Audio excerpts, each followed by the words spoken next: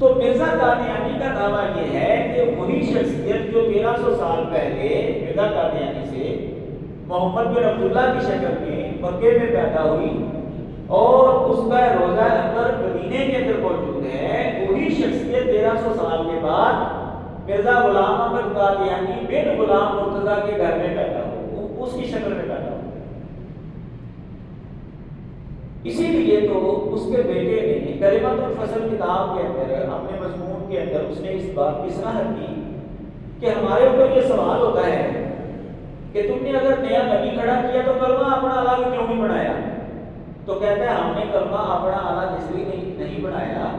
ہم مسلمانوں والا کلمہ اس لیے استعمال کرتے ہیں لا الہ الا اللہ محمد رسول اللہ، کہ ہمارے نزدیک مرزا قادیانی جو ہے اس میں تو ظاہر ادب کے الفاظ استعمال کیے ہیں، کہتا ہے ہمارے نزدیک مرزا قادیانی جو ہے وہ محمد رسول اللہ ہی ہے، وہ الگ نبی تو آیا ہی نہیں ہمارے نزدیک۔ پھر اس نے وہی دو حوالے جو میں نے آپ کے سامنے پڑھے اس کی